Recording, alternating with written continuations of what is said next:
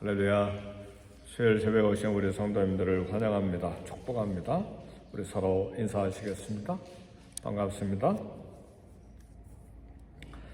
우리 신앙생활 중에 서원하는 경우가 있습니다. 만일 하나님이 이렇게 해주시면 제가 이렇게 하겠습니다.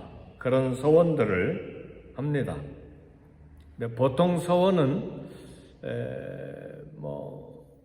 평범한 생활 때 하는 것이 아니라 삶에 심한 곤란이나 위기가 왔을 때, 어려운 일이 생길 때 하나님의 도움을 요청하면서 서원한 경우들이 많습니다. 오늘 본문에는 이처럼 서원했을 때, 다시 말하면 하나님께 한 약속을 지켜야 된다. 그런 말씀이 오늘 말씀의 주제입니다. 그런데 이 서원은 자원에서 제물을 드리는 제사의 한 부분입니다. 그래서 자기 소유 가운데 어떤 것을 드리겠습니다 하고 약속한 것인데, 예를 들면 야곱과 같은 경우에 형 에서를 피하기 위해서 에사온 집 하란으로 가는 길에 베델에서 이제 잠을 자다가 하나님을 만납니다. 돌기둥을 세우고 기름을 붓고 성을 냈어요.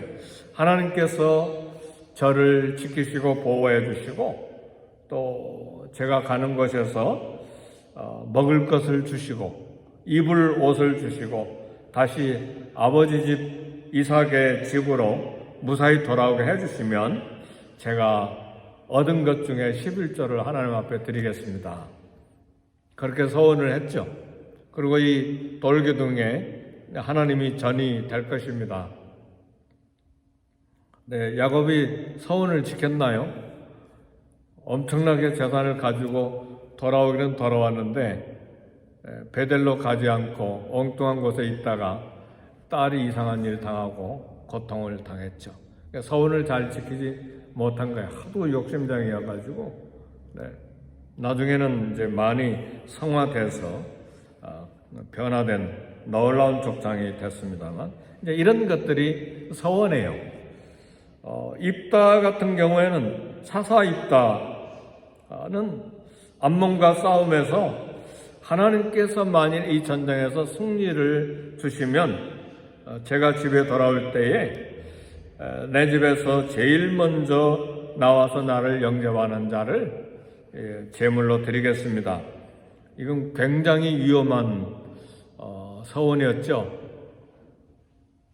강아지가 나올 것 같아요 하면 누가 아내가 나오겠어요? 딸이 나오겠어요? 이거 굉장히 두려운 일이잖아요. 근데 서원 잘못한 서원이죠. 근데 전쟁에서 이기고 돌아왔는데 제일 먼저 나온 자가 딸 중에서 한 딸이 나온 것이 아니라 외동딸이 나온 거예요. 세상에 이런 서원이 있을 수가 있나요? 딸을 죽여서 제물로 바쳤는데 이건 죄입니다. 왜냐하면 하나님은, 성경은 인간 제물을 금지했어요. 인간은 절대로 제물로 드릴 수가 없어요. 그리고 이제 율법에 보면 사람을 두고 서원할 경우에는 그 사람을 죽인 것이 아니라 그 사람 목숨값을 돈으로 환산해서 성전에 드리면 됐어요. 어떻게 딸을 죽여서 제물을 드립니까? 잘못한 것이죠. 그 다음에 우리 서원한 사람을 또 하나 예로 드릴 수 있는데, 한나, 에브라임 지파 엘가나의 부인이죠. 아내죠. 자식이 없어서 하나님 앞에 간절히 기도할 때 아들을 주시면 평생에 그의 머리에 삭도 칼을 대지 않고 머리 깎지 않고 하나님께 드리겠나이다 서원을 했어요. 한나는 참 서원을 잘했죠. 아들이 없어서 얼마나 원통하게 많이 울었습니까? 왜요? 다른 분인나라고 하는 부인이 있어서 자식도 못난 주제하고 계속 충동질하니까 막 속이 타고 인생이 불행하고 굉장히 고통하다가 이 사무엘을 낳는데 여러분 어떻게 하겠어요? 하나님, 이 첫 아들이니까 이건 제가 키우고 둘째를 주시면 둘째 드리겠습니다.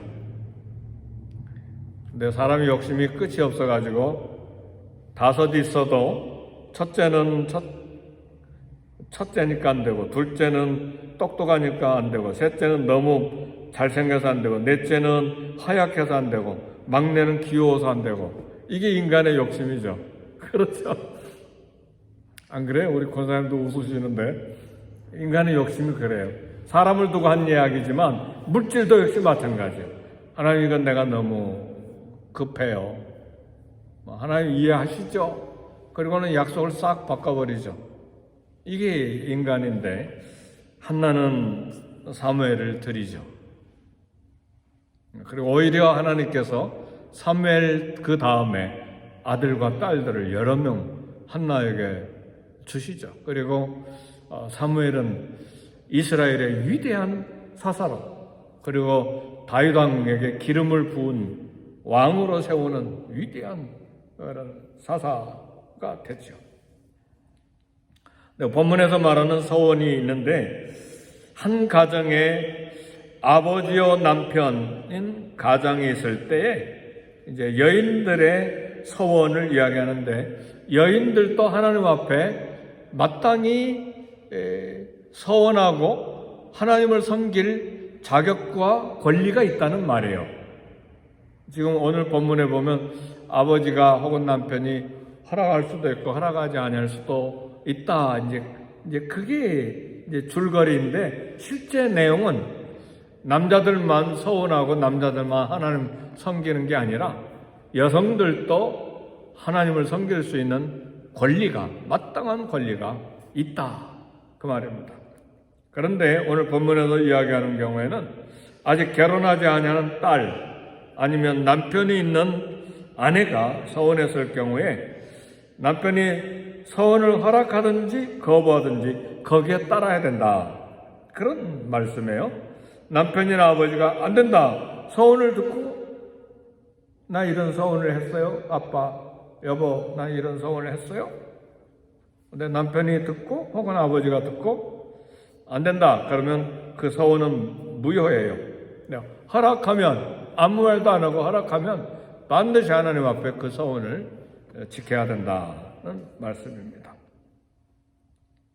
하나님께서 이제 한나의 경우는 어땠을까? 사무엘을 바친 걸 보니까 남편 엘가나가 당신 뜻대로 하소, 허락한 것이죠. 그러니까 드린 것이죠. 남편 엘가나가 한나를 끔찍하게 사랑했기 때문에 당신 뜻대로 하소, 그렇게. 왜냐하면 그 줄거리를 쭉 읽어보면 아이를 젖될 때까지는 내가 성소에 가지 않겠습니다, 당신 뜻대로 하소, 그런 걸 보면 굉장히 한나를 존중해주고 그 의견을 리스펙한 것을 볼 수가 있습니다. 네, 여기서 우리가 얻을 교훈이 하나 있는데, 이 가장은 가족들의 생계뿐만 아니라 영적인 문제, 도덕적인 문제까지 책임을 갖는다는 것을 말해요.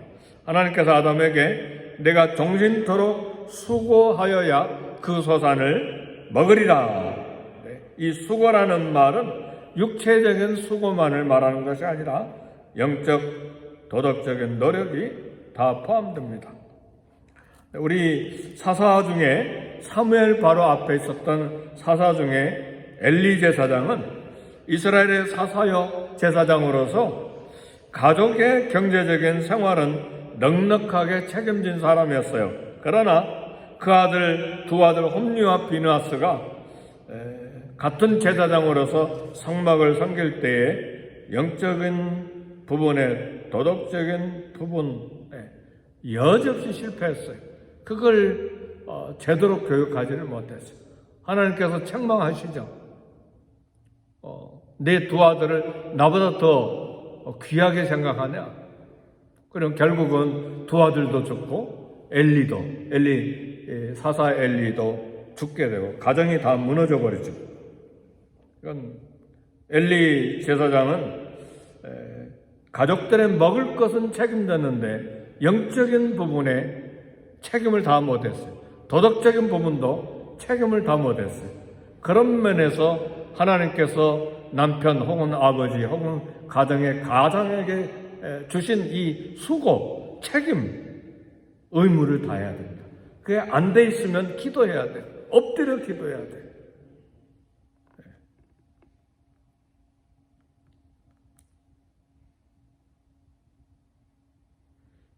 하나님께 서운한 것 2절에 보니까 주로 사람이 서운하였으면 결심하고 사역하였으면, 근데 사람은 남자를 두고 하는 말이에요. 남자들이 사역한 것들은 다 이제 사역을 다 지켜야 되는데 약속 깨뜨리지 말고 약속한 대로 다 행하라, 그렇게 말씀을 하셨어요. 오늘날 신약시대 때도 역시 마찬가지예요. 하나님 우리에 대해서 약속하신 것을 진실하게 성실하게 하나님은 약속을 지키십니다. 아멘, 할렐루야. 하나님 우리에게 하신 약속은 창세기에서부터 계시록까지 얼마나 많은지 몰라요. 수도 없는 약속인데 감사한 것은 하나님은 신실하세요. 성실하세요. 뭐에? 그 약속에 대해서 신실하세요. 우리 주님도 역시 마찬가지. 내 이름으로 무엇이든지 내게 구하면 내가 행하리라. 그리고 내가 여인의 후손에서 그리스도를 보내주겠다. 약속대로 때가 되니까 그리스도를 보내야 되는데 이는 내 사랑하는 아들이야. 못 보내겠다. 천사로 말미암아 대신 그 사역을 하게 하겠다. 하나님 그러셨나요? 아니죠. 아들의 목숨을 약속대로 바쳐주셨죠. 오늘도 하나님은 저와 여러분에 대해서 약속에 대해 신실하십니다. 기도했습니까? 그 기도에 대해서 신실하게 약속을 지키십니다. 볼때다 세상 끝날까지 항상 내가 너희와 함께 있으리라. 믿으십니까? 그 약속 변함이 없어. 진실로 너에게 이르노니 내가 속히 오리라. 속히 오시겠다고 약속하셨어. 믿으십니까?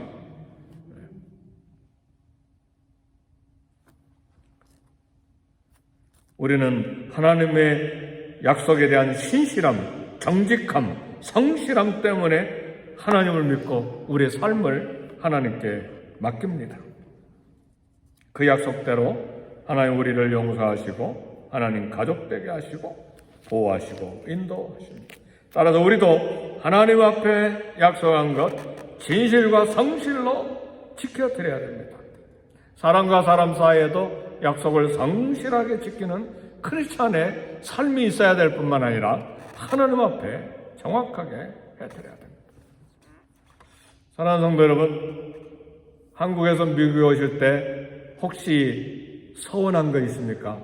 하나님 미국만 가게 해주시면 제가 이렇게 살겠습니다. 그 약속 지키세요.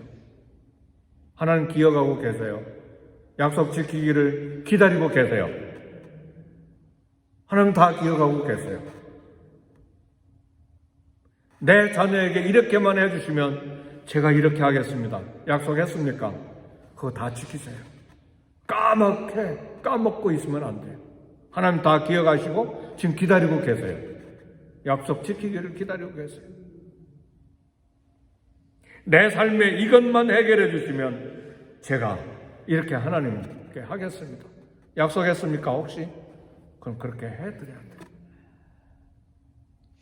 혹 약속을 정말 지키기가 어려운 것이 있으면 회개하세요. 그냥 가능한 대로 하나님 앞에 약속 지킬 수 있는 힘을 주세요. 그리고 제가 주님 앞에 가기 전에 이 약속을 다 지키게 해주세요. 그렇게 기도하시는 것이 정상입니다. 저도 약속한 게 많아요. 여러 번 했어요. 9살 땐가 시골 교회 마룻바닥에서. 왜 그런 약속을 했는지 모르겠어요. 친구하고 둘이 주일학교 선생님이 가르쳤던 것 같아요. 그런 서원에 대해서 그렇게 하겠습니다. 시골 깡촌 시골에서 서울로 가서 공부만 하게 해주시면, 그리고 또 서원했어요. 여기서 빌리그램 목사님이 평생에 1년이라도 해외 나가서 선교할 사람 일어나세요 할 때 전 벌떡 일어났어요. 그게 서운했어요. 군대 가서 옆에 5명 군인들이 산사태가 나가지고 산채로 묻혀서 죽었어요. 근데 저는 살았어요. 그때 또 서운을 했어요. 저는 하나님 앞에 서운한 게 여러 번 했어요. 저는 떠나지 않죠. 마지막 순간까지 하나님 써주세요. 그게 소원이죠. 제 경우는 이제 특별한 것이지만 우리 삶에 우리 주님을 믿고 평생 살아오는 동안에 위기나 문제를 해결해야 되거나 하나님의 은혜를 덧입기 위해서 우리가 약속한 것들은 그것이 어떤 것이든 그것이 비록 과한 것이라 할지라도 하나님께 약속 지켜드리는 것이 복입니다. 왜요? 하나님은 그 어떤 것보다 더 많은 것으로 우리에게 약속하시되 뭐까지 약속해 주셨습니까? 아들의 목숨까지 약속해 주시고 그 약속대로 저와 여러분에게 아들의 살과 피를 주셨어요. 그렇다면 그보다 더 놀라운 은혜와 복이 어디가 있습니까? 이 땅에 살다가 두고 갈 것 가지고 서운 약속 못 지켜요. 우리도 주님께 우리의 삶을 능히 드릴 수 있는 그런 삶이 되어야 됩니다. 그래서 하나님 앞에도 진실하고 사람 앞에도 진실해야 됩니다. 어디를 가든지 진실해야 돼요. 정직해야 돼요. 정직합니까? 혹시 사업상의 거래관계 때문에, 물질의 이익 때문에 혹시 이웃을 속이지는 않습니까? 우리는 사람 앞에서도 진실하고 정직해야 합니다. 하물며 하나님 앞에 말과 행동에 정직하고 성실해야 됩니다. 그것이 크리스찬의 삶이요 하나님의 자녀의 삶입니다. 왜요? 그리스도를 본받아 그리스도를 따르는 삶이기 때문에 그렇습니다. 소원도 사실은 믿음입니다. 축복이죠. 그리고 하나님께서 그걸 기억하시고 소원을 약속을 지킬 때에 하나님의 영광 받으시고 기뻐하시는 것이죠. 동시에 한 가정의 아버지로서 남편으로서 또 부모로서 또 이렇게 자녀에 대한 모든 영적인 도덕적인 부분까지도 수고를 다하는 책임감을 다하는 그런 교훈을 오늘 말씀을 통해서 받습니다. 하나님 앞에 약속한 것 지키는 것을 하나님이 기뻐하시고 더 은혜를 부어 주십니다. 우리 함께 기도하겠습니다. 기도하실 때에 교회를 위해서 또 우리 교육자님들을 위해서 또 EM과 KM 썬데이 스쿨의 부흥을 위해서 양적인 부흥과 질적인 부흥과 말씀과 은혜와 모든 주님을 섬김의 부흥이 있도록 기도하시고 미국 땅과 그 한국을 위해서 기도하시고 선교사님들을 위해서 기도하시고 전쟁터에 피비린내 나는 죽음이 계속되는 우크라이나와 러시아의 전쟁 현장에 하나님의 통치와 다스림이 있도록 이렇게 중보기도 하겠습니다.